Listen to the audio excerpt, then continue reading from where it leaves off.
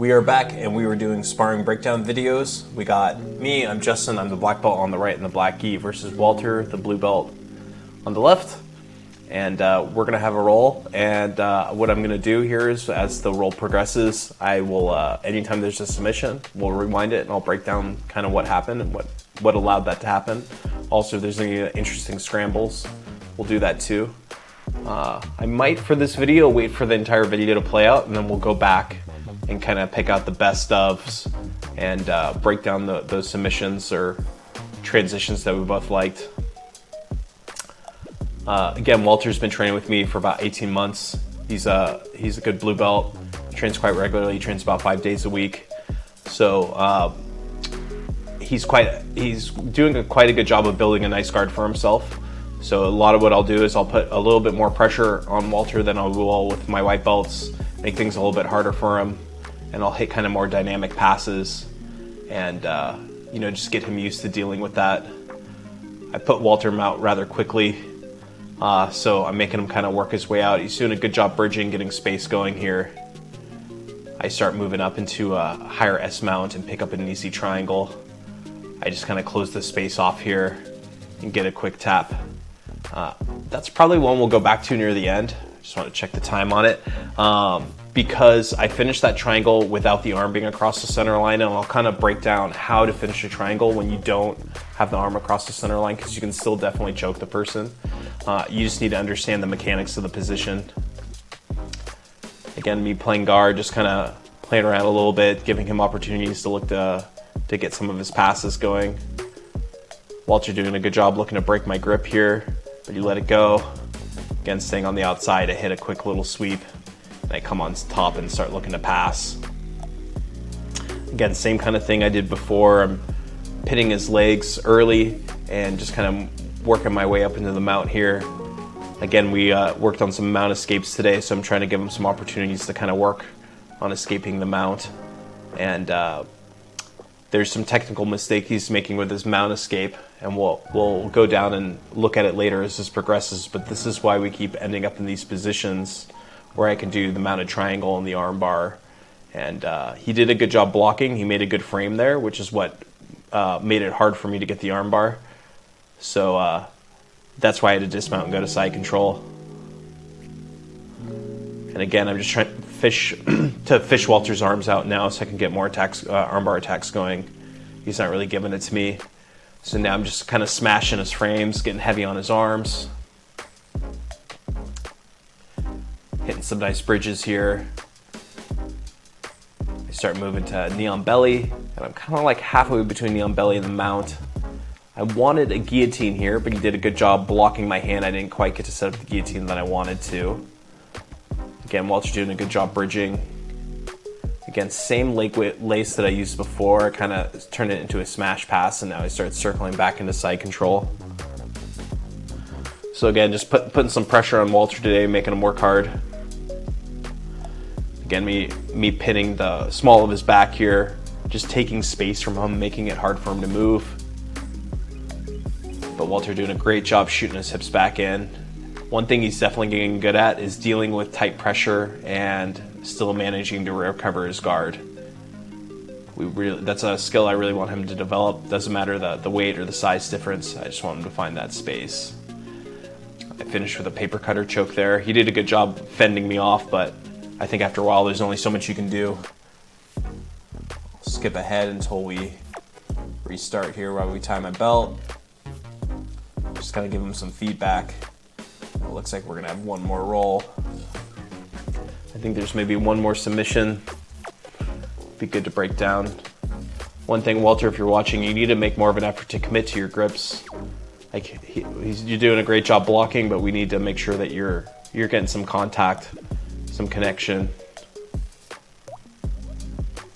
Walter doing a good job trying to stay in alignment with me. Again, me switching to a 2-on-1 here. I'm starting to look to drag. I want to do an arm drag here and take the back.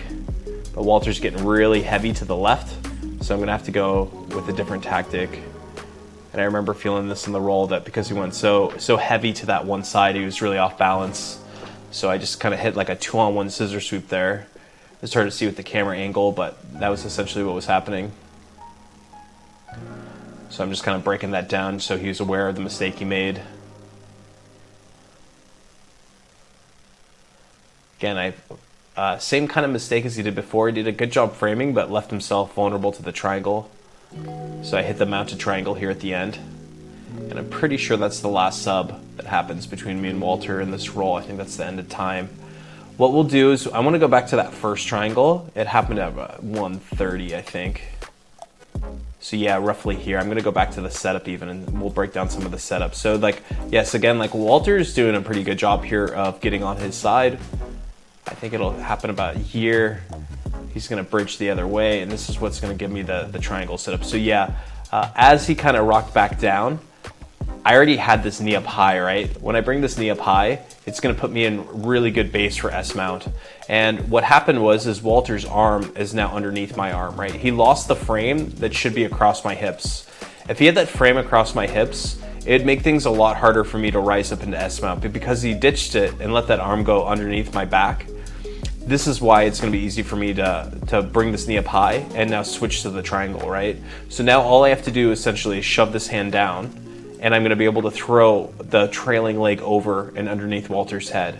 You see my other hand here. I'm going to use this hand to lift, and that's what's going to allow me to transition into the mounted triangle. So again, I push, I lift, and I knew my grip was deep enough. I usually like to finish from the mount like I did in the last submission we saw, but because I had such a deep entry with my leg, I knew I could grab my shin and I could fall to my side. I typically don't like to ditch top position for a submission, but this will be a rare time where I do.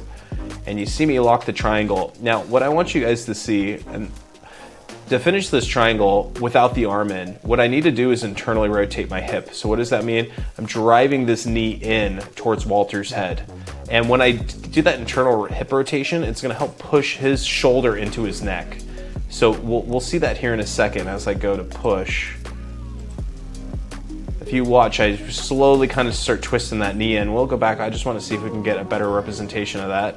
But that's essentially what happens is I start internally rotating that knee in, and that's what cuts the circulation off underneath his shoulder, even with the arm out.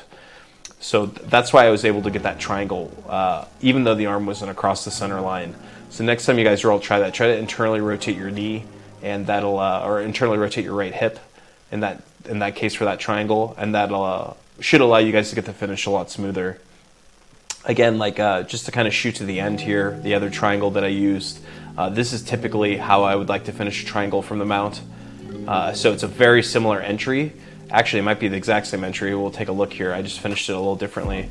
As I slide that knee up, you can see the knee's high. It's hard to see because of the camera angle, but again, look, pushing down on the wrist. I'm pushing Walter's arm in towards him. I have my other hand underneath the head here. I'm going to use this one to pick his head up. And then I throw the leg under, boom. And this time I don't have to quite make the same adjustment, right? I'll finish from mount this time, so I figure four my legs. And I finish from the mount just by dropping my hips forward. So yeah, just remember, anytime you guys are in mount, make sure you keep that frame across the hip. And you want to start to push that arm on the opposite side. If you're the attacking side, just look to go to S mount, push a hand to the chest, lift the head, throw the leg over. Easy triangle waiting for you. So yeah, I hope you guys like this video. If you guys have been enjoying these sparring breakdown videos, make sure to like and subscribe to my channel. And if you guys have questions, comments about any of the techniques, feel free to leave comments. Thanks for watching.